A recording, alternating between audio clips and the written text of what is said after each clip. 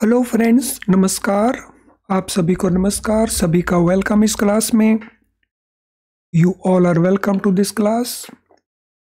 Live class में जितने students join कर चुके हैं वो क्विकली कंफर्म कर देंगे आपका ऑडियो वीडियो एक्सेसिबल है। All live class students please confirm quickly your audio video is okay so that we can start the discussion. So I'm waiting for your confirmation. कर दीजिए confirm quickly, your audio video is okay. तो चलिए शुरू करते हैं discussion आज के इन important questions के ऊपर। तो ये हमारे सारे क्वेश्चंस रिवीजन फोकस्ड क्वेश्चंस हैं जो हम मॉड्यूल बी में से पिकअप कर रहे हैं ABFM के पेपर के लिए। तो चलिए इन क्वेश्चंस को शुरू करें, लेकिन इनको शुरू करने से पहले ये सारे के सारे क्वेश्चंस ऐसे क्वेश्चंस हैं जिनके पूछे जाने की पॉसिबिलिटीज़ बहुत ज़्यादा है, इसीलिए इनको बहुत केयरफुली करना है और वीडियो को अंत तक देख के इसका पूरा बेनिफिट लेना है। So let us start. तो ये हमारे पास पहला क्वेश्चन आता है। तो ये हमारे मॉड्यूल बी, जैसा मैंने पहले कहा, तो उसका चैप्टर नंबर 7 के पहले क्वेश्चंस को हम कवर करेंगे। What does long term finance for a business typically refer to? So किसी भी बिजनेस के लिए जब हम बात करते हैं लॉन्ग टर्म फाइनेंस की, तो ये किस चीज़ को रेफर कर रहा होता है, ये किस चीज़ की बात कर रहा होता है? ऑप्शन हमारे हैं वर्किंग कैपिटल फाइनेंस की, या इक्विटी कैपिटल की, या टर्म लोन और डिबेंचर्स की, या ब्रिज फाइनेंस की। यस, सो फाइनेंशियल मैनेजमेंट में बहुत आसान सा ये क्वेश्चन है, तो कोशिश करें इसको आंसर देने की आप अपने लेवल के ऊपर। अगर आपने चैप्टर नंबर 7 को ठीक से पढ़ा हुआ है, it should not be very difficult. So what will B answer for this question? Long term finance for a business, ये इनमें से किसको रेफर करता है? वर्किंग कैपिटल फाइनेंस को, इक्विटी कैपिटल को, टर्म लोन्स एंड डिबेंचर्स को, या ब्रिज फाइनेंस को? यस, किसको रेफर करता है? ये रेफर करता है टर्म लोन्स और डिबेंचर्स को। सो टर्म लोन और डिबेंचर्स ये बैंकों से, फाइनेंशियल इंस्टीट्यूशन से, और डिबेंचर जो है वो पब्लिक से। तो टर्म लोन बैंकों से और फाइनेंशियल इंस्टीट्यूशन से, और डिबेंचर्स पब्लिक से या इंस्टीट्यूशन से रेज किए जा सकते हैं। वर्किंग कैपिटल फाइनेंस ये शॉर्ट पीरियड के लिए रहता है, और इक्विटी कैपिटल ये परमानेंट कैपिटल है, और ब्रिज फाइनेंस ये टेम्परेरी बेसिस के ऊपर होता है। तो चलिए हमारा आंसर ऑप्शन बन गया यहाँ पे C. Let us now go to question number 2। What is purpose of called up share capital in a company? So company के अंदर डिफरेंट टाइप की शेयर कैपिटल होती है, और उसमें एक कैपिटल होती है called up share capital. Called up capital क्या होता है, इसका पर्पस क्या रहता है? ये हमारे ऑप्शन आंसर्स हैं।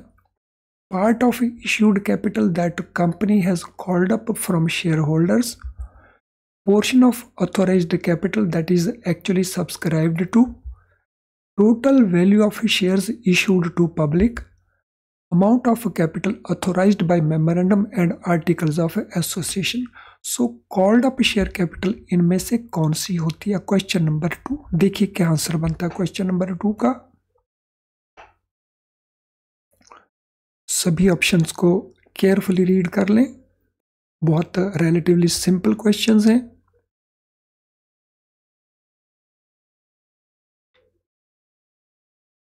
Question number 2, called up share capital का purpose. Called up share capital क्या होती है? कॉल्ड अप शेयर कैपिटल जो अमाउंट सब्सक्राइब करते हैं prospective shareholder, so public को जब इशू किया जाता है तो उनको ऑफर की जाती है कि आप हमारे शेयर को सब्सक्राइब करिए। तो जितना अमाउंट सब्सक्राइब किया जाता है, सब्सक्राइब करना means they agree to invest, तो उसमें से जो अमाउंट कॉल किया जाएगा कि ये पैसा हमारे पास भेज दीजिए, so that amount is called up capital. तो it is part of issued capital which company has called up from shareholders. Shareholders ने उतने शेयर सब्सक्राइब कर दिए हैं, means they are ready to invest, और उनमें से ये पैसा डिमांड किया गया फ्रॉम शेयर होल्डर्स के ये पैसा हमें भेज दीजिए, दे दीजिए, so that is called up capital.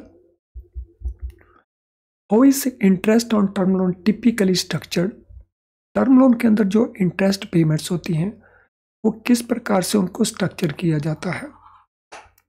तो ये हमारे ऑप्शंस हैं, variable and subject to market conditions, fixed and predetermined, embedded in monthly instalments, paid only at end of the term loan. आमतौर के ऊपर इनको कैसे फिक्स किया जाता है, आमतौर के ऊपर इनको कैसे स्ट्रक्चर किया जाता है? टिपिकली आमतौर के ऊपर इनको कैसे स्ट्रक्चर करते हैं normally? How it is structured? तो normally most of the term loan में we follow monthly instalment system, EMI, embedded as monthly instalment system. Monthly instalment system में प्रिंसिपल का पार्ट होता है, कुछ इंटरेस्ट का पार्ट होता है। इनिशियली इंटरेस्ट अमाउंट ज़्यादा होता है, प्रिंसिपल अमाउंट लो होता है। जैसे जैसे टाइम पास होता है तो प्रिंसिपल के अमाउंट का रिपेमेंट इंक्रीज हो जाता है, और इंटरेस्ट क्योंकि प्रिंसिपल पे हो रहा है तो इंटरेस्ट का जो एलिमेंट है वो डिक्लाइन करता है। तो this is the broadly system followed. What factors influence rate of interest on term loans? Term loan के ऊपर जो इंटरेस्ट पे करते हैं, कौन कौन से वो फैक्टर्स हैं जो इसको इन्फ्लुएंस करते हैं इंटरेस्ट ऑन टर्म लोन को? Borrowers political connections, lenders goodwill in the market, borrowers personal assets, या period risk, creditworthiness and purpose of the loan. एक बार फिर से बहुत आसान सा आंसर है क्वेश्चन का, क्वेश्चन नंबर 4। मैं वेट कर रहा हूँ आपके आंसर्स की। जितने स्टूडेंट्स लाइव क्लास में हैं वो चैट बॉक्स में आंसर दे सकते हैं। जितने स्टूडेंट्स इसके रिकॉर्डेड पार्ट को देख रहे हैं, वर्जन को देख रहे हैं, वो अपनी कॉपी में नोट करेंगे और आंसर कंपेयर कर लेंगे with the answer given by me. Question number 4 क्या आंसर बनता है हमारा, देखिए जरा ट्राई करिए।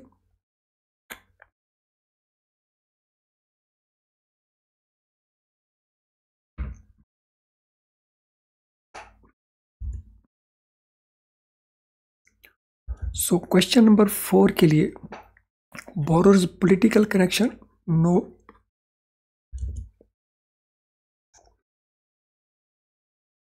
ये इंटरेस्ट में मैटर नहीं करते। Lenders goodwill in the market, ये भी मैटर नहीं करती। बोरोर्स पर्सनल एसेट, ये सिक्योरिटी पार्ट हो गया, ये भी उतना मैटर नहीं करते। मैटर क्या करता है, टर्म लोन का पीरियड क्या रहेगा, टर्म लोन रिस्क क्या रहेगा, बोरोर की क्रेडिट वर्दीनेस क्या है, और पर्पस किसके लिए इस लोन को यूज किया जा रहा है। तो ये सारे के सारे इंपॉर्टेंट फैक्टर्स हैं जो इन्फ्लुएंस करते हैं इंटरेस्ट रेट को। पीरियड जितना लॉन्गर होता जाएगा रिस्क उतना बढ़ता जाता है, तो रेट ऑफ इंटरेस्ट हाई होता जाएगा। रिस्क रेटिंग में AA बोरोर के लिए रेटिंग अलग, रेट अलग होगा, A के लिए अलग होगा, BBB के लिए अलग होगा। तो जैसे जैसे रेटिंग गिरेगी वैसे वैसे रेट ऑफ इंटरेस्ट इंक्रीज होता जाएगा। क्रेडिट वर्दीनेस, तो ये भी credit rating important part play करती है, ये क्रेडिट रेटिंग को इम्पैक्ट करती है।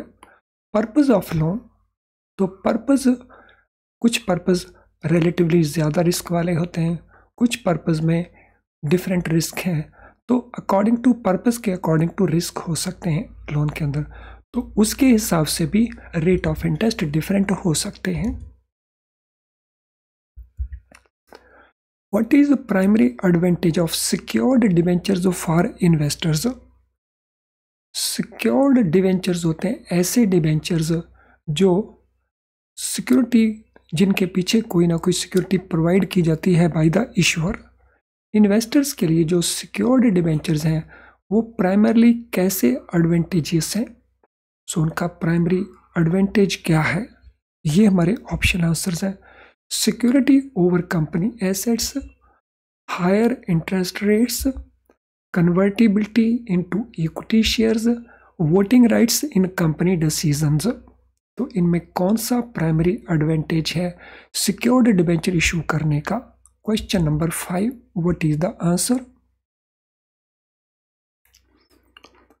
सभी ऑप्शंस को रीड करिए, उनको इवेल्युएट करिए, फिर आंसर करिए। पेपर में भी इस बात का ध्यान रखना है that when we answer we must read all options, क्योंकि एक ऑप्शन आपको सही लग रही हो सकती है और कोई और ऑप्शन उससे भी अप्रोप्रिएट हो सकती है। तो प्राइमरी एडवांटेज को देख लेते हैं।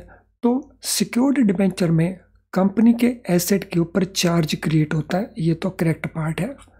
इनके ऊपर हायर इंटरेस्ट होता है, नो, इनके ऊपर नॉर्मली लोअर इंटरेस्ट होता है क्योंकि ये सिक्योर्ड है, तो ये आउट है।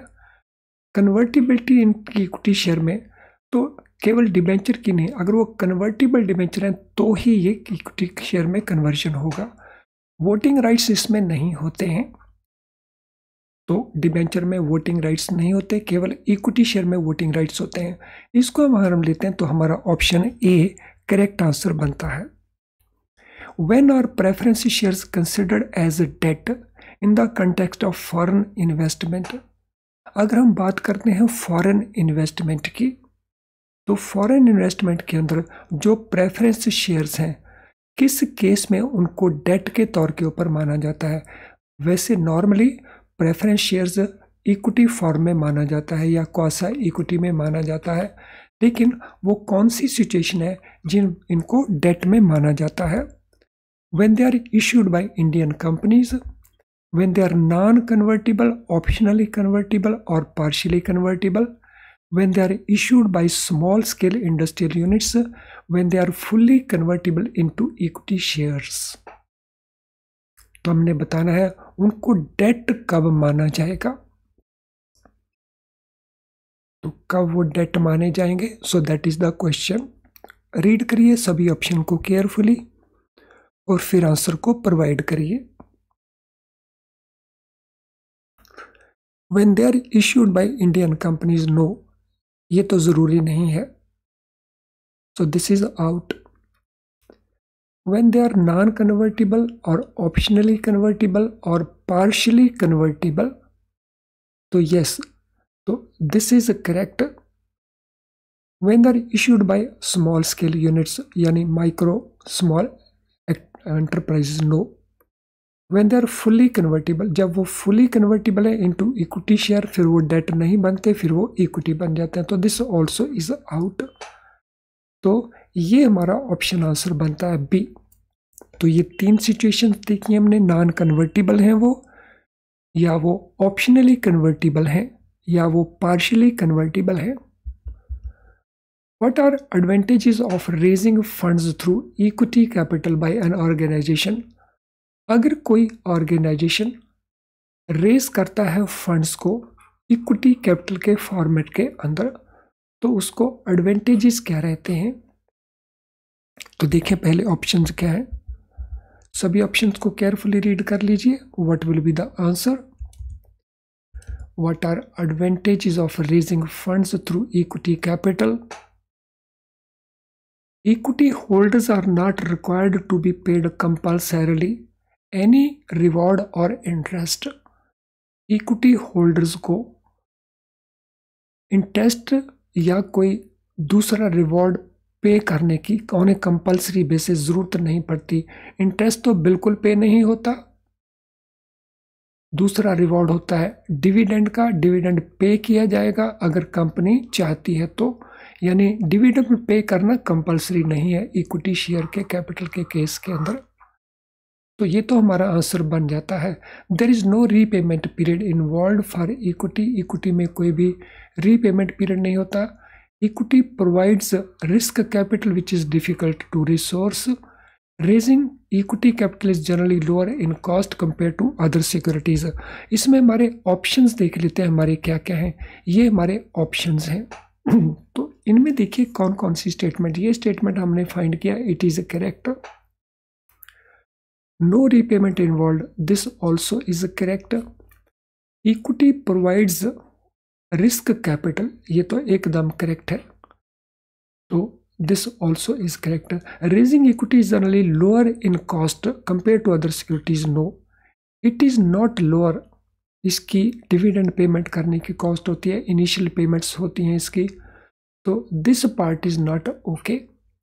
तो this mean option A B C, ये हमारा ऑप्शन आंसर करेक्ट बन जाता है। तो answer A is the right answer. अब हम चलते हैं क्वेश्चन नंबर 8 के ऊपर। What are some features and options associated with debentures. So debentures के फीचर्स और उसकी जो कुछ ऑप्शंस होते हैं उसके अंदर, वो कौन कौन सी हैं, चलिए देखते हैं। Debentures are instruments promising repayment at a fixed future date.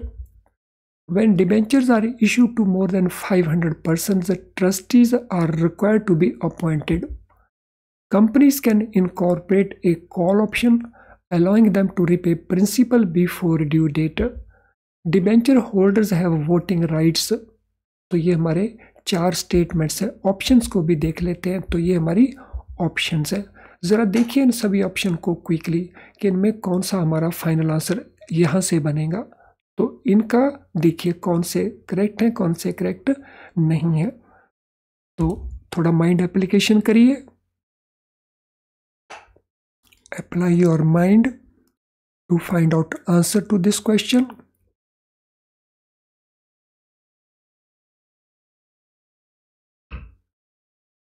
So question number 8 के लिए what will be the answer? Apply your mind. तो चलिए एक एक करके इसको इवेल्युएट कर लेते हैं। Debentures are instrument promising repayment at a fixed future date. Yes, debenture की एक फ्यूचर ड्यू डेट होती है और कंपनी का ये प्रॉमिस होता है कि वो ड्यू डेट के ऊपर पे करेगी। So this statement is correct. When debentures are issued to more than 500 persons, so debenture का कोई इशू जिसमें 500 पर्सन से ज़्यादा सब्सक्राइबर्स हों, तो वहाँ पे ट्रस्टी अपॉइंट करना एक इम्पॉर्टेंट रिक्वायरमेंट बनती है। तो यस, दिस इज करेक्ट। अब क्योंकि इंडिविजुअली 500 इन्वेस्टर्स हैं और जिन्होंने लोन दिया है कंपनी को in the form of debenture, तो कंपनी के लिए इतने लोगों के साथ डील करना इट बिकम्स डिफ़िकल्ट।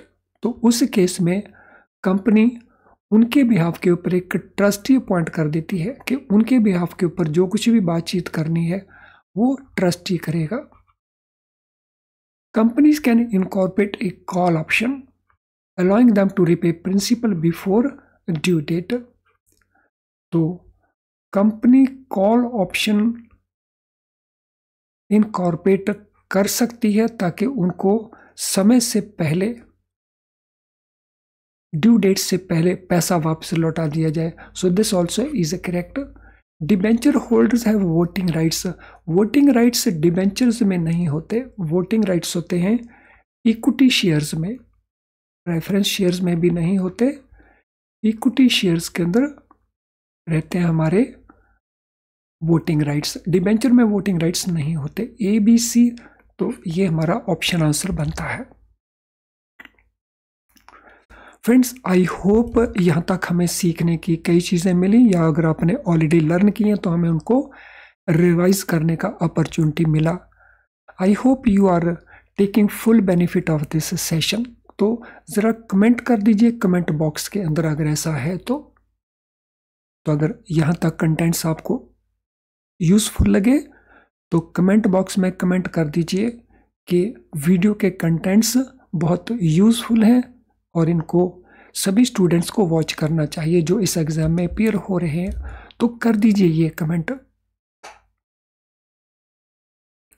1 घंटे से ज़्यादा पीरियड हम लगाने वाले हैं इस वीडियो के ऊपर, तो थोड़ा सा टाइम इन्वेस्ट कर दीजिए हम में।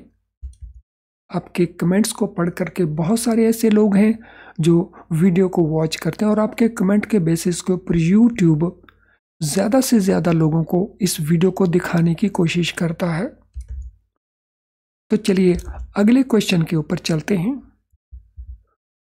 चैप्टर नंबर 8, अभी तक हम चैप्टर नंबर 7 की बात कर रहे थे, वहाँ से जो इम्पोर्टेंट क्वेश्चन है, और भी बहुत सारे क्वेश्चन हैं चैप्टर नंबर 7 के।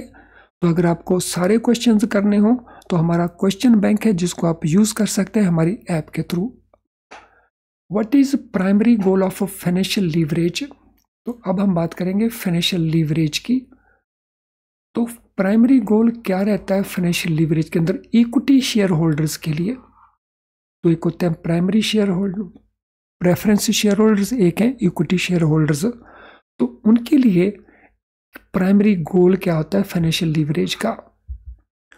To reduce return on investment, to minimize risk associated with investment, to enhance earning per share without investing more equity, to eliminate need for boring.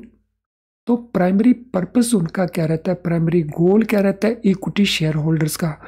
ये आंसर हमने provide करना है क्वेश्चन नंबर 9 के लिए।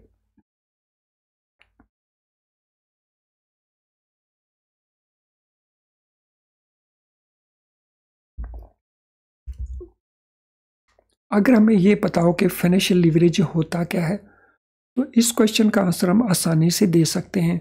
Financial leverage क्या है? पैसा बोरो करके इन्वेस्ट करना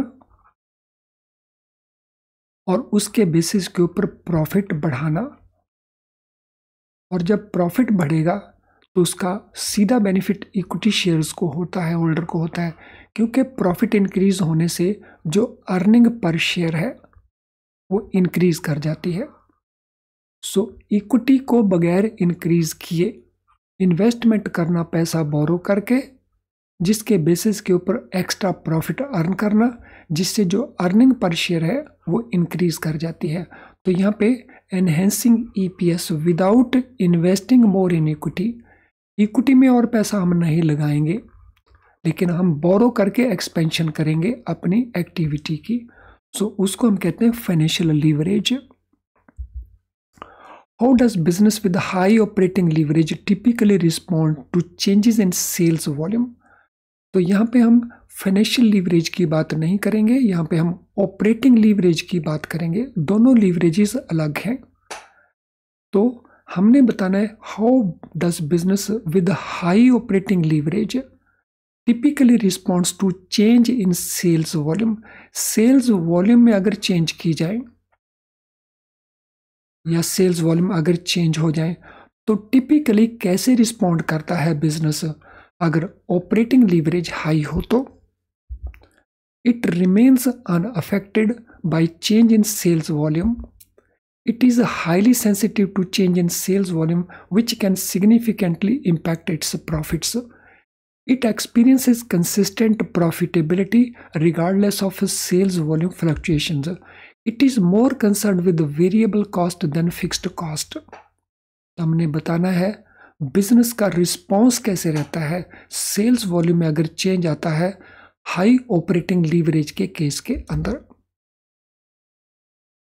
what is response of the business? तो हाई ऑपरेटिंग लीवरेज के केस में क्या होता है? हाई ऑपरेटिंग लीवरेज के केस में सेल्स में जो इंक्रीज है दैट टेक्स प्लेस, और एजम्पशन है कि अगर सेल्स में इंक्रीज है तो प्रॉफिट में भी इंक्रीज होना चाहिए टिपिकली। तो इसीलिए ये मान के चलता है कि change in sales volume highly sensitive है to impact the profits. So it is highly sensitive to change in sales. So business का जो नज़रिया है, बिजनेस का जो रिस्पॉन्स है वो हाईली सेंसिटिव होता है कि सेल्स वॉल्यूम में जब चेंजेस होंगी तो उससे प्रॉफिट के ऊपर भी इम्पैक्ट सिग्निफिकेंट होता है। तो इस केस में So what will be our answer? Option B will be our answer. Friend देखिए, अगर आपने फाइनेंशियल लीवरेज को प्रॉपरली अंडरस्टैंड किया है, ऑपरेटिंग लीवरेज को भी अच्छी तरह से रिस्पॉन्ड किया है, तो यहाँ पे बहुत क्वेश्चंस पूछे जाने की संभावना है और आगे जाके इनके न्यूमेरिकल भी बहुत अच्छे बनते हैं।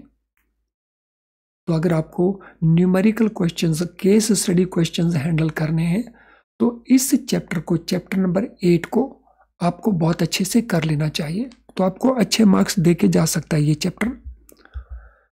What role does fixed operating expenses play in determining operating leverage? So, क्या रोल प्ले करता है fixed operating expenses? What role does fixed operating expenses play in determining operating leverage? तो ऑपरेटिंग एक्सपेंसेस में हमारे पास दो तरह के एक्सपेंसेस हो सकते हैं। एक हमारे होते हैं फिक्स्ड एक्सपेंसेस, एक होता है हमारे वेरिएबल एक्सपेंसेस। यहाँ पे जो क्वेश्चन पूछा गया है वो फिक्स्ड ऑपरेटिंग एक्सपेंसेस को लेकर के पूछा गया, तो उनका रोल क्या रहता है ऑपरेटिंग लीवरेज को डिटरमिन करने का, तो ये टी यहाँ पे फालतू है। तो चलिए ऑप्शंस को देखते हैं। इन सभी ऑप्शन को केयरफुली रीड करिए, लंबी लंबी ऑप्शंस हैं, हर एक ऑप्शन को केयरफुली रीड करिए और फिर आंसर देने की कोशिश करें। क्वेश्चन नंबर 11 के लिए, yes, what will be the answer for question number 11?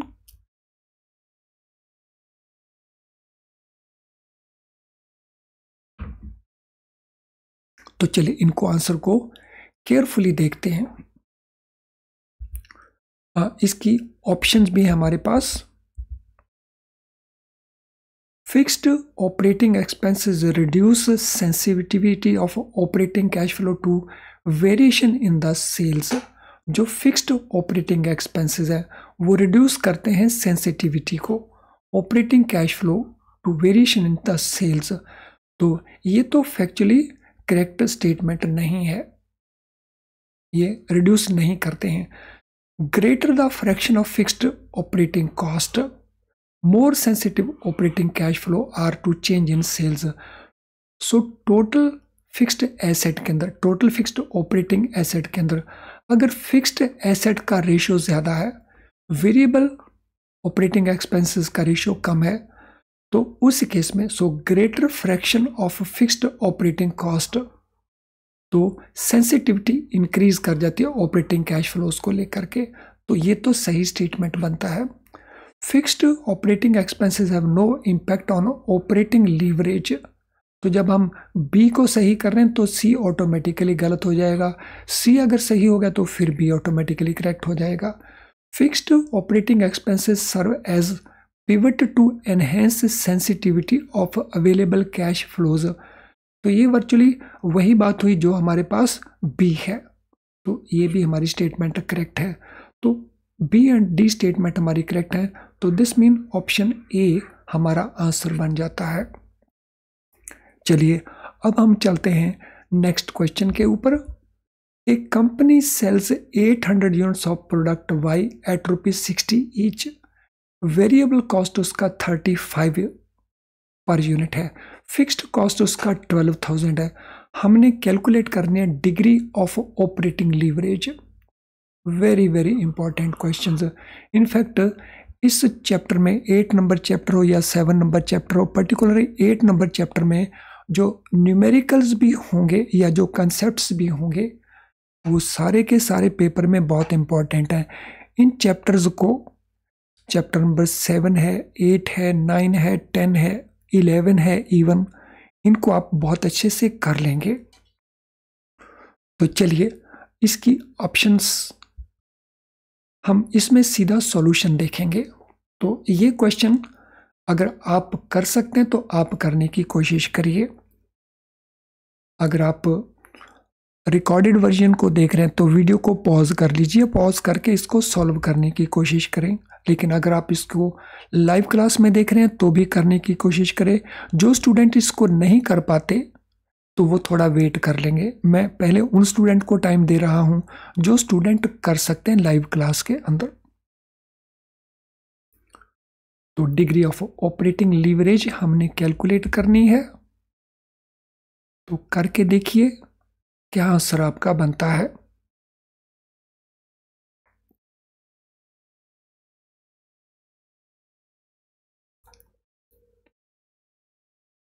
सो चलिए let us move towards the solution, क्योंकि काफ़ी सारे स्टूडेंट्स हैं जो इसको नहीं कर पाते। सो सेल्स हमारे पास हैं 800 यूनिट्स, 60 रुपीज पर यूनिट उसका सेलिंग प्राइस है। तो दिस मीन सेल वैल्यू होगी हमारी 48,000, 800 इंटू 60। वेरिएबल कॉस्ट हमारे पास है 800 यूनिट्स के लिए ₹35 पर। तो वेरिएबल कॉस्ट हमारे पास हो गई 28,000 और फिक्स्ड कॉस्ट ऑलरेडी हमें गिवन है 12,000 का। सो पहले हम निकालेंगे कंट्रीब्यूशन कितनी बनती है। सो कंट्रीब्यूशन होता है sales minus variable cost. So sales हमारे पास है 48,000, वेरिएबल कॉस्ट हमारे पास है 28,000। सो 20,000 हमारी कंट्रीब्यूशन बन गई। सो कंट्रीब्यूशन बेसिकली दो चीज़ों को कवर करती है, एक फिक्स्ड कॉस्ट को कवर करती है और जो बाकी रह जाता है वो प्रॉफिट बच जाता है। तो यहाँ पे हमारे पास 12,000 फिक्स्ड कॉस्ट है, तो दिस मीन प्रॉफिट हमारे पास बच जाएगा 8,000 का। सो फिक्स्ड कॉस्ट 12,000 है, इट इज गिवन हियर। तो प्रॉफिट हमारे पास बचा 8,000 का। सो फिक्स्ड कॉस्ट माइनस, सो कंट्रीब्यूशन में से फिक्स्ड कॉस्ट को माइनस करेंगे तो हमारे पास प्रॉफिट बचा 8,000 का। सो यहाँ पे प्रॉफिट को हम प्रॉफिट नहीं, इसको हम EBIT कहते हैं, earning before interest and tax. तो हम ये मान के चलते हैं कि इंटरेस्ट एंड टैक्स को अभी इसमें इंक्लूड नहीं किया गया था प्रॉफिट के अंदर। No degree of operating leverage अब हम कैलकुलेट करेंगे। कैसे कैलकुलेट होगा, कंट्रीब्यूशन को हम EBIT के साथ डिवाइड कर देंगे और degree of operating leverage calculate हो जाएगी। सो 20,000 हमारा है कंट्रीब्यूशन, तो ये हमने यहाँ पे कैलकुलेट किया था, और 8,000 हमारा EBIT है। तो 2.5 हमारी डिग्री ऑफ ऑपरेटिंग लीवरेज है। तो what is degree of operating leverage for this company, तो ये ऑप्शन क्वेश्चन के तौर के ऊपर वैसे दे रखे हैं, तो हमारा आंसर बन जाएगा यहाँ पे 2.5 टाइम्स। तो पेपर में इस प्रकार के क्वेश्चन को पूछे जाने की पूरी पॉसिबिलिटी है। तो इसी को हम केस स्टडी की फॉर्मेट में भी ले सकते हैं। जैसे पहला क्वेश्चन इसमें लिख दिया जाए कि इसकी ओवरऑल सेल्स कितनी है, दूसरा वेरिएबल कॉस्ट कितनी है, फिर कंट्रीब्यूशन कितना बनता है, फिर EBIT कितना बनता है, और फिर ऑपरेटिंग लीवरेज का डिग्री कितना बनता है। यानी 4-5 क्वेश्चन इसमें से बन जाते हैं, तो वो फिर आपका केस स्टडी क्वेश्चन बन जाएगा। तो इंफॉर्मेशन आपको यही होगी, लेकिन फॉर्मेट केस स्टडी में भी कन्वर्ट हम कर सकते हैं। तो चलिए अगले क्वेश्चन के ऊपर चलते हैं। What is primary objective of capital investment decisions. जो कैपिटल इन्वेस्टमेंट डिसीजंस होते हैं उनका प्राइमरी ऑब्जेक्टिव क्या रहता है। To increase wealth of shareholders, to maximise size of the company, to distribute earnings to share holders, या to replace deteriorating plant and equipment. तो objective क्या रहता है कैपिटल इन्वेस्टमेंट डिसीजंस का, तो हमने ऑब्जेक्टिव बताना है। प्राइमरी ऑब्जेक्टिव क्या रहता है, जो शेयर होल्डर्स हैं उनके वेल्थ की वैल्यू को इंक्रीज करना। यस डेफिनेटली यही रहता है। Maximize size of the company, company का साइज मैटर नहीं करता है, मैटर क्या करता है कि शेयर होल्डर्स का वेल्थ कैसे इंक्रीज हो रहा है। To distribute earning to share holders, तो जब प्रॉफिट होगा तो शेयर होल्डर को डिस्ट्रीब्यूशन तो किया जाएगा, लेकिन जब हम बात करते हैं प्राइमरी ऑब्जेक्टिव की तो प्राइमरी ऑब्जेक्टिव यही रहता है। To replace deteriorating plant and equipment, तो ये पार्ट उसका पार्ट नहीं है, प्राइमरी ऑब्जेक्टिव के अंदर ये ऑब्जेक्टिव नहीं है। Let us now go to next question. What factor should be considered when forecasting sales for a business project? So forecast होता है फ्यूचर के लिए टारगेट फिक्स करना, अंदाजा लगाना. So बिजनेस प्रोजेक्ट के अंदर जो सेल्स का फोरकास्टिंग है उसके लिए कौन कौन से फैक्टर्स रिस्पॉन्सिबल होते हैं? Tax payment and discount rates, estimated demand, production capacity, raw material pricing and competition, long term and short term funding options, investment in fixed asset requirement. तो फोरकास्टिंग में कौन कौन से फैक्टर्स इंपॉर्टेंट रोल प्ले करते हैं जब हमने sales का फ्यूचर के लिए एस्टिमेट लगाना है? फ्रेंड, इसके पीछे फैक्टर्स क्या हैं? एस्टिमेटेड डिमांड कितनी है, सो उस प्रोडक्ट के लिए डिमांड कितनी है, हमारे पास प्रोडक्शन कैपेसिटी कितनी है, रॉ मटेरियल या इनपुट्स की अवेलेबिलिटी की पोजीशन क्या है, उनकी प्राइसिंग क्या रहेगी या हमारी प्रोडक्ट की प्राइसिंग क्या रहेगी, या दूसरे लोग कौन कौन हैं जो compete कर रहे हैं इसी प्रोडक्ट के अंदर. तो एस्टिमेटेड जो ओवरऑल डिमांड है मार्केट के अंदर, तो उसको कंपटीटर जो शेयर कर लेते हैं, यानी अलग अलग लोग अपने मार्केट के शेयर को इंक्रीज करने की कोशिश करते हैं. तो ये सारे के सारे वो फैक्टर्स हैं जो इम्पैक्ट करते हैं या इम्पॉर्टेंट है फॉर फोरकास्टिंग सेल्स. तो ऑप्शन बी हमारा आंसर बनता है. What is purpose of leveraging in the context of project cost analysis? जब हम प्रोजेक्ट कॉस्ट को एनालाइज करते हैं तो उससे साथ रिलेटेड ये टर्म आती है लीवरेजिंग. तो इसका पर्पस क्या होता है? तो चलिए हमारे ऑप्शंस को देख लेते हैं. ये हमारे ऑप्शंस हैं. सभी ऑप्शंस को केयरफुली रीड करिए और फिर आंसर को प्रोवाइड करें. To optimise cost of operation and make business more competitive और profitable, to minimise operational cost, to maximise initial investment, to eliminate need for external financing. So leveraging का purpose रहता है कि जो ऑपरेशन की cost है उसको ऑप्टिमाइज करना है. ऑप्टिमाइज करना मीन्स जो रिसोर्सेज अवेलेबल हैं, जो उनकी कॉस्ट आ रही है वो ऑपरेशन से रेलेवेंट हो, तो उस कॉस्ट को ऑप्टिमाइज करना है और बिजनेस को ज़्यादा कम्पिटिटिव और प्रॉफिटेबल बनाना है. तो ये प्राइमरी ऑब्जेक्टिव रहता है लीवरेजिंग का. तो ऑप्शन ए हमारा आंसर बन जाएगा. What is one limitation of payback period method? Capital budgeting में डिफरेंट मेथड्स होते हैं फॉर फाइनेंसिंग. तो एक मेथड होता है पे बैक पीरियड मेथड. पे बैक पीरियड की कोई एक लिमिटेशन बताएं. सो क्या लिमिटेशन उसकी रहती है? It is unsuitable for small business. It ignores cash flows beyond payback period and therefore profit aspect. It takes time value of money into account, making it complex. It is primarily used in large size budgeting exercise. तो हमने बतानी है पे back period की एक important limitation. तो कौन सी limitation बनती है क्वेश्चन नंबर 16 के मुताबिक? It is unsuitable for small business. ऐसा तो बिल्कुल भी नहीं है, तो this part is out. It is primarily used for large size budgeting exercise, ये भी जरूरी नहीं है. It takes time value of money into account. तो जो पे बैक पीरियड है ये टाइम वैल्यू ऑफ मनी के जो कॉन्सेप्ट है तो उसको तो ये कंसिडर करता ही नहीं है, तो इसलिए इसमें कॉम्प्लेक्स होने का भी कोई इशू नहीं है. It ignores cash flow beyond payback period. तो कैश फ्लो जो पे बैक पीरियड के बाद होने वाले हैं उनको ये इग्नोर कर देता है, इसलिए ये प्रॉफिट एस्पेक्ट को इग्नोर कर देता है. तो ये इसकी बड़ी लिमिटेशन है इस मेथड की. तो ऑप्शन बी जो हमारा एक्चुअल आंसर बनता है. Let us now go to question number 17. तो इस क्वेश्चन का नंबर नहीं है, ये मैच पॉइंट्स का क्वेश्चन है रिलेटिवली.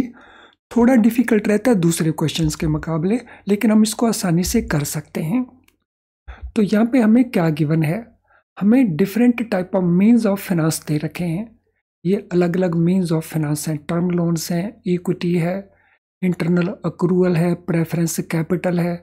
ये डिफरेंट सोर्स हैं किसी भी प्रोजेक्ट कॉस्ट को फिनांस करने के, और ये उनसे रिलेटेड उनका एक्सप्लेनेशंस हैं। तो हमने इन दोनों को मैच करना है, और ये हमारे ऑप्शन आंसर्स हैं। तो हमने इनमें से आंसर देना है, हमारा कौन सा आंसर यहाँ से बनता है। तो चलिए एक एक करके हम इनको टेकअप कर लेते हैं। तो सबसे पहले इसको हम रीड करते हैं। In accounting terms it means amount remaining after selling all assets and paying off all liabilities. अगर हम अकाउंटिंग टर्म्स में इस कंसेप्ट की बात करें तो इसका इम्प्लीकेशन क्या होगा, हम अगर सारे एसेट्स को बेच दें और उससे सारी लायबिलिटीज को पे कर दें तो ये हमारे पास बाकी बच जाता है। तो ये बाकी क्या बच जाता है, हम किसकी बात कर रहे हैं यहाँ पे। तो नंबर 1, इनमें से कौन सा मैच करता है, देखिए कौन सा मैच करता है, which one does match out of all these. तो यस, विच वन, तो इसको हम कहते हैं इक्विटी।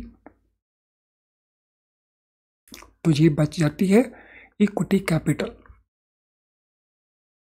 तो यहां पे हमारा नंबर 2 आ गया।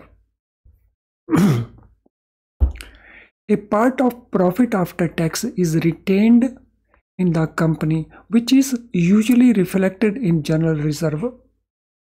तो ये जनरल रिजर्व्स की फॉर्म में होता है, क्योंकि प्रॉफिट जितना भी अर्न करती है कंपनी, उसका कुछ पोर्शन कंपनी रिटेन कर लेती है और उसे हम जनरल रिजर्व के तौर के ऊपर रिकॉर्ड कर लेते हैं। तो इसको हम क्या कहते हैं, प्रॉफिट जो अर्न किया जा रहा है, तो इसको हम कहते हैं इंटरनल अक्रूवल। तो यहां पे इसका आंसर बन जाता है हमारा नंबर 3। इसको देखते हैं। It is quasi risk capital because it is not as safe as secured debt which get payment priority in case of liquidation of the company। तो इनमें से किसको हम कहते हैं क्वासी रिस्क कैपिटल। जो इक्विटी कैपिटल होती है वो पूरी तरह से रिस्क कैपिटल होती है, और जो प्रेफरेंस कैपिटल है वो कुछ हद तक, इसीलिए हम उसको क्वासी कहते हैं, पूरी नहीं, कुछ हद तक वो रिस्क कैपिटल मानी जाती है। तो ये हमारा प्रेफरेंस कैपिटल बन गया, यानी ये हो गया हमारा नंबर 4, और ये नंबर हमारा बच गया 1। तो इसका एक्सप्लेनेशन भी है, it is resorted to finance setting up और एक्सपेंशन ऑफ द प्रोजेक्ट। उसके लिए हम टर्म लोन लेते हैं। तो अब हम 1 2 2 3 3 4 4 1 वाले ऑप्शन को देख लेते हैं। Yes, it is here. तो ये हमारा ऑप्शन आंसर बन रहा है। So option C is our answer।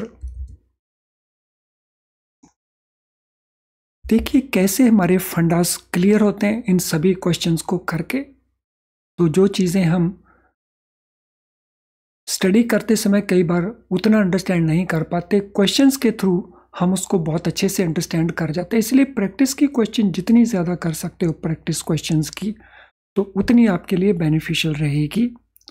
तो चलिए अगले क्वेश्चन के ऊपर चलते हैं। In the formula to calculate IRR what does C0 represent. जब हम इंटरनल रेट ऑफ रिटर्न को कैलकुलेट करते हैं तो उसमें टर्म आती है C0।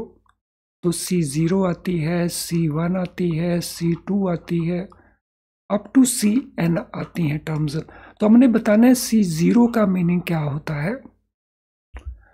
Net cash flow during specific period of time, total number of time periods in the projects life, total initial investment cost, expected rate of return. तो C0 किसको represent करता है? यस, आंसर दे दीजिए। अगर आपको IRR का formula आता है तो आपको ज़रूर पता होगा कि C0 क्या होता है। यस, आंसर क्वेश्चन नंबर 17 दे दीजिए। क्वेश्चन नंबर 17 का answer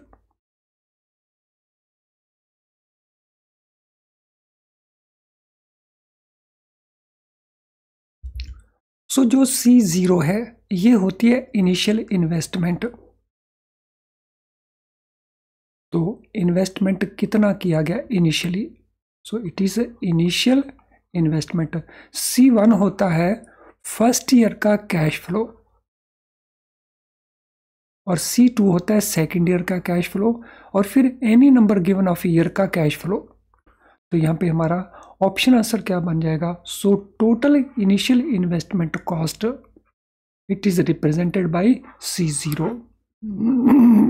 sorry friends, question number 18, which of the following financial metric represents difference between operating and investment cash flows for an investment project?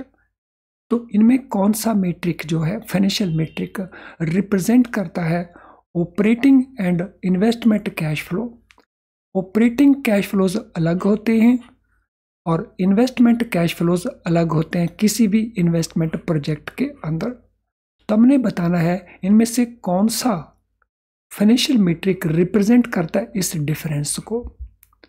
So net present value, पे back period, internal rate of return या profitability index.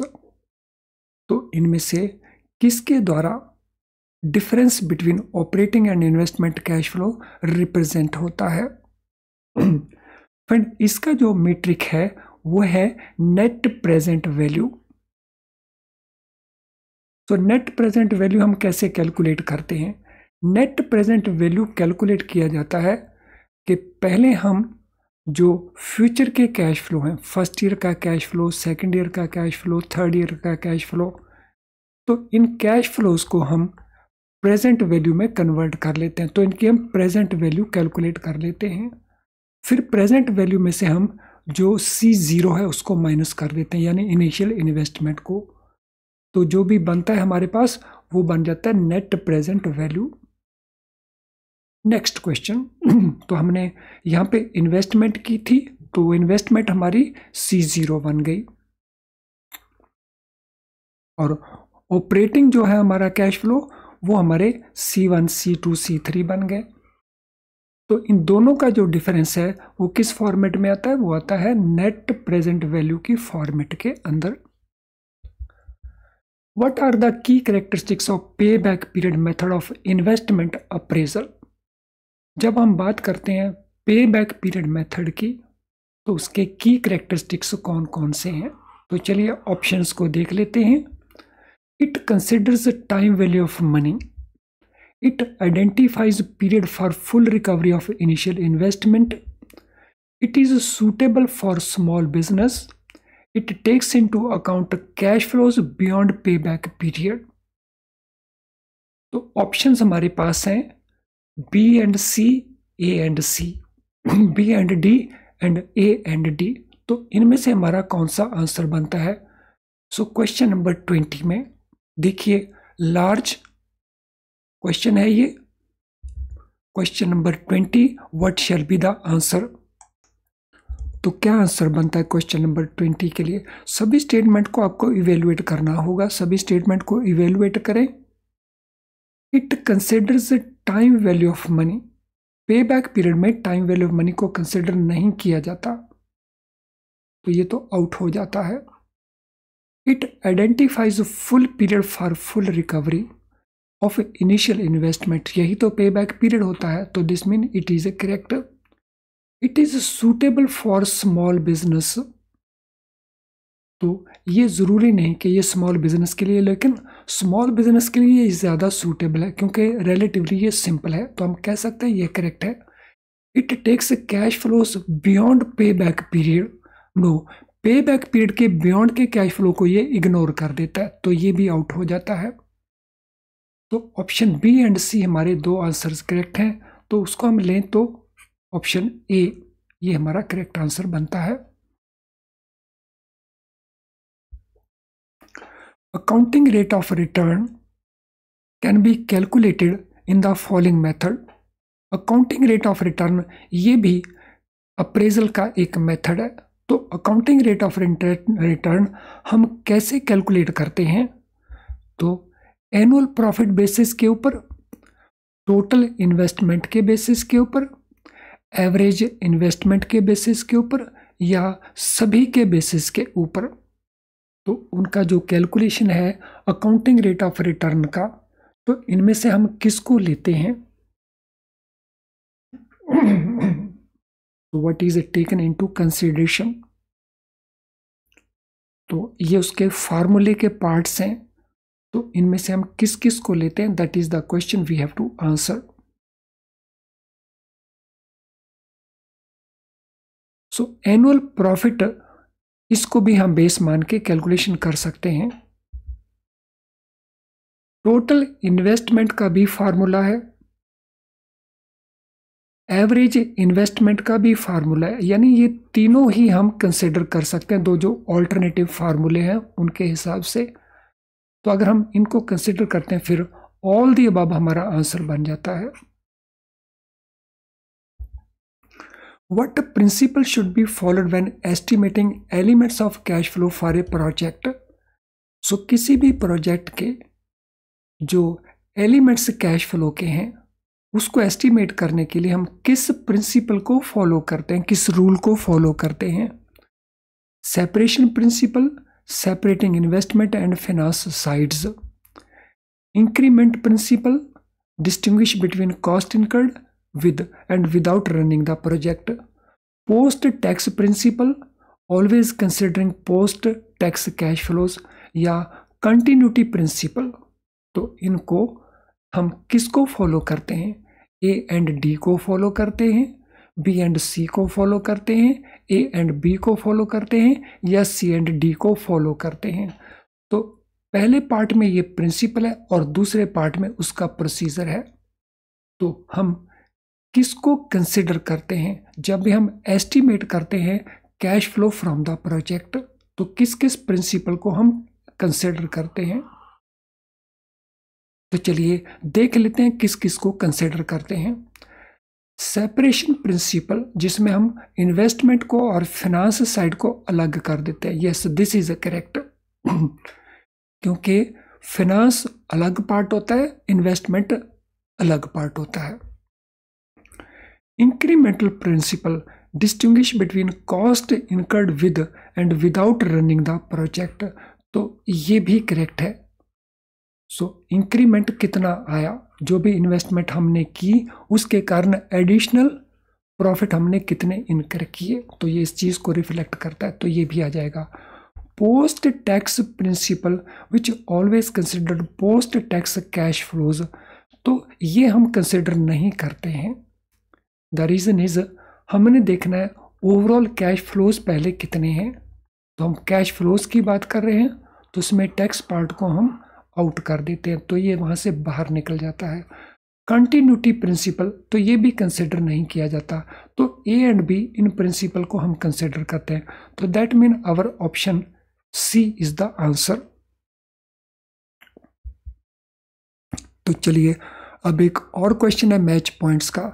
Given below are different types of capital, तो यहाँ पे अलग अलग capital type का दिया हुआ है। सब्सक्राइब कैपिटल दिया हुआ है, पेड अप कैपिटल दिया हुआ है, नॉमिनल कैपिटल दिया हुआ है, इश्यूड कैपिटल दिया है, और ये उनकी एक्सप्लेनेशंस हैं। तो हमने मैच करना है इन एक्सप्लेनेशंस को इनके साथ, और ये हमारे ऑप्शन आंसर्स हैं। तो हम देखेंगे इनमें से कौन सा आंसर हमारा करेक्ट बनता है। तो I think we can start. तो शुरू करिए इनको रीड करने की। तो पहले पार्ट को रीड करिए। This represents maximum amount of capital, maximum amount of capital which company can issue, और ये इंस्टॉलमेंट्स में भी हो सकता है, और इसको प्रेस्क्राइब करता है इसका memorandum and articles. And in case of any change company has to go to share holders as prescribed in the act. तो ये वो कैपिटल है जो मैक्सिमम अमाउंट है किसी भी कंपनी का, और ये कंपनी के मेमोरेंडम के अंदर लिखा होता है। इसको अगर चेंज करना है तो शेयर होल्डर की परमिशन की ज़रूरत पड़ती है। तो इनमें से हम किसकी बात कर रहे हैं? तो कैपिटल के किस कंपोनेंट की बात कर रहे हैं? सब्सक्राइब्ड कैपिटल की, पेड अप कैपिटल की, नॉमिनल कैपिटल की या इश्यूड कैपिटल की? तो कौन सा आंसर आपको लगता है कि करेक्ट आंसर बनता होगा? सो फ्रेंड्स, यहाँ पे हम बात कर रहे हैं ऑथोराइज्ड कैपिटल की। ऑथोराइज्ड कैपिटल को हम नॉमिनल कैपिटल भी कहते हैं। तो ये आंसर हमारा बन गया दिस। तो ये आंसर हमारा बना यहाँ पे। Part of capital mentioned in MOA which is offered to public for subscription, यानी एमओए के अंदर क्या मेंशन्ड है? Nominal capital. इसमें से जो पोर्शन पब्लिक को ऑफर किया जाता है सब्सक्रिप्शन के लिए, so this includes shares for cash and for consideration other than cash also to the promoters और अदर पीपल। तो इसमें दोनों आ जाएंगे। तो हमने बताना है यहाँ पे हम किस कैपिटल को एक्सप्लेन कर रहे हैं। फ्रेंड, यहाँ पे हम एक्सप्लेन कर रहे हैं इशूड कैपिटल को। Issued capital means out of authorised capital वो अमाउंट जो पब्लिक को ऑफर किया जा रहा है फॉर सब्सक्रिप्शन। तो इट इज दिस पार्ट। तो यहाँ पे हमारा ऑप्शन हो गया answer 4। It is a portion of share capital that is applied for and allotted by the company to shareholders. So share capital का ये वो पोर्शन है जो अप्लाई किया गया है बाय द शेयर होल्डर्स और कंपनी ने उनको अलॉट कर दिया है। तो ये पोर्शन हमारा कौन सा है? तो यहाँ पे हम बात कर रहे हैं सब्सक्राइब्ड कैपिटल की। तो ये बन गया हमारा नंबर 1 और ये हमारा बच गया नंबर 4।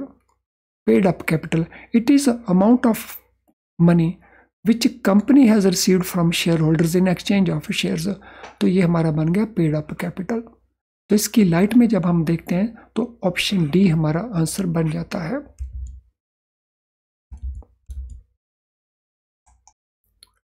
फ्रेंड, इससे पहले कि हम आगे इसको कवर करें, this is important information for you. अगर आप अपना प्रेपरेशन IIBF बुक्स को यूज करके कर रहे हैं तो आपको कुछ इश्यूज फेस कर रहे हो सकते हैं। डिफिकल्ट टू अंडरस्टैंड, किताब में जो कुछ लिखा है जैसे लिखा है you find it difficult to understand. Very time consuming because it is difficult to understand, hence you have to spend more time. आप अंडरस्टैंड करते हैं, भूल जाते हैं, फिर आपको दोबारा से टाइम स्पेंड करना पड़ता है। And time is a big issue with you. You want to do lot of practice ताकि आपको क्लैरिटी आए, लेकिन इसमें बहुत सारे क्वेश्चंस नहीं है। क्वेश्चन हैं हर चैप्टर के एंड के ऊपर, थोड़े थोड़े क्वेश्चंस हैं। No case studies, virtually case studies तो नॉन एग्जिस्टेंट हैं। तो इन प्रॉब्लम को कैसे सॉल्व किया जाए?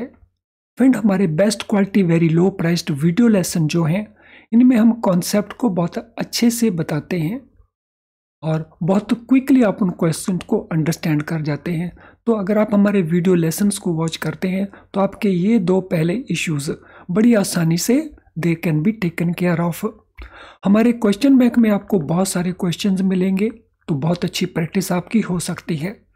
तो ये जो क्वेश्चंस हम इस समय कर रहे हैं ये हमारे क्वेश्चन बैंक का ही पार्ट है। और केस स्टडीज भी आपको मिल जाती हैं। तो केस स्टडीज तो बहुत इंपॉर्टेंट होती हैं CAB के एग्जाम में। जितनी ज़्यादा केस स्टडीज आप करेंगे, पॉसिबिलिटी है उतने ज़्यादा मार्क्स आप स्कोर करें। तो केस स्टडीज हम प्रोवाइड करते हैं विद सॉल्यूशंस। तो अगर इतना कुछ और इतना इंपॉर्टेंट अवेलेबल है तो वी मस्ट यूज़ इट, ताकि हम जो मिनिमम स्कोर है उसको आसानी से ले सकें। ये अवेलेबल कहाँ पे है? So it is available in our app और you can use it through our website also. तो आप इन दोनों सोर्सेज में से कहीं से भी इसको ले सकते हैं। तो इनको लीजिए, इनका बेनिफिट लें और अपनी जो पॉसिबिलिटी है पेपर को पास करने की उसको इम्प्रूव करें। अब हम चलते हैं अगले क्वेश्चन के ऊपर। In the context of capital budgeting for foreign investment what can pose a problem due to rate volatility if project implementation time is long. So capital budgeting के अंदर अगर हम फॉरेन इन्वेस्टमेंट भी करें तो उसके अंदर एक बड़ा इश्यू हो सकता है रेट वॉलेटिलिटी का। अगर इम्प्लीमेंटेशन का पीरियड बहुत लॉन्ग हो तो ये हमें बताना है। So what can pose the problem? Foreign currency valuation, rate of return calculation, local currency conversion, domestic investment projection. तो इनमें से कौन सा ये प्रॉब्लम पोज करता है? हमें डिफिकल्टी आती है किसको कैलकुलेट करने में? फॉरेन करेंसी वैल्यूएशन को कैलकुलेट करने में, रेट ऑफ रिटर्न कैलकुलेट करने में, लोकल करेंसी कन्वर्जन कैलकुलेट करने में, डोमेस्टिक इन्वेस्टमेंट की प्रोजेक्शंस कैलकुलेट करने के लिए। तो किस में हमें प्रॉब्लम आती है? What can cause problem because of rate volatility? तो हमें प्रॉब्लम आती है रेट ऑफ रिटर्न कैलकुलेट करने में। तो this is option answer. What is a common strategy normally adopted by corporates to hedge against exchange rate fluctuation in foreign investment? अगर foreign investment लगाई जाए प्रोजेक्ट के अंदर तो जो एक्सचेंज रिस्क है, तो कॉमन स्ट्रेटेजी अडॉप्ट कौन सी करते हैं corporates? hedge entire amount of funds exposed to currency risk, rely solely on market index fluctuations, investing in unrated debt securities, या constructing currency specific hedge portfolio. तो इनमें से किस स्ट्रेटेजी को अडॉप्ट किया जाता है ताकि जो एक्सचेंज रिस्क है उसको कवर किया जा सके, हेज किया जा सके? फ्रेंड, इसके लिए वो पूरे अमाउंट को हेज करते हैं, यानी पूरे अमाउंट को कवर करते हैं जिसमें करेंसी रिस्क की पोजीशन रहती है। तो जहां जहां फ्लक्चुएशन की पॉसिबिलिटी है उस पूरे रिस्क को वो कवर करते हैं, हेज करते हैं। तो यहाँ पे हमारा ऑप्शन आंसर बन जाता है ए। फ्रेंड, आज के सेशन में अगर आपका कोई क्वेश्चन अनआंसर्ड रह गया हो तो आप अपने क्वेश्चन को इस वीडियो के कमेंट बॉक्स में टाइप कर सकते हो। वहाँ हम रीड करेंगे और आंसर वहाँ पे प्रोवाइड करेंगे। अगर आपकी कोई जनरल क्वेरी है तो ये हमारा ईमेल आईडी है, तो यहाँ पे आप हमें मेल कर दें अपने मैसेज को, हम सूटेबली आंसर करके आपकी हेल्प कर देंगे। आज का सेशन अगर आपको यूजलेस लगा, यूजफुल नहीं लगा, तो इसको डिसलाइक ज़रूर करके जाना। लेकिन अगर ये यूजफुल लगा है तो फिर संकोच ना करें इसको लाइक करने में। 1 घंटे से ज़्यादा अपने टाइम इस पूरे वीडियो को वॉच करने के लिए लगाया, अब 5-7 सेकंड्स और लगा दीजिए। तो इसको सेशन को अगर लाइक करेंगे तो यूट्यूब और बहुत सारे स्टूडेंट्स को ये दिखाने की कोशिश करता है, यानी आपका लाइक दूसरे स्टूडेंट की हेल्प कर रहा होता है। और हम शेयर भी कर दें इसके लिंक को अपने फ्रेंड्स के साथ, अपने कोलीग्स के साथ। कैसे हम शेयर करेंगे? अपने व्हाट्सएप ग्रुप में डाल दीजिए या अपने फेसबुक के पेज के ऊपर इसको पोस्ट कर दीजिए, तो उससे बहुत सारे और स्टूडेंट को बेनिफिट मिल सकता है। चैनल अगर आपने सब्सक्राइब किया लेकिन बेल आइकन पुश नहीं किया तो हमारे बहुत सारे नोटिफिकेशन हैं जो आपको ऑन टाइम नहीं मिलते होंगे, तो बेल आइकन को ज़रूर पुश कर दें। और चैनल अगर आपने सब्सक्राइब नहीं किया तो चैनल को सब्सक्राइब कर दें। तो अब हम वाइंड अप करेंगे इस लेसन को। Thank you friends, all the very best.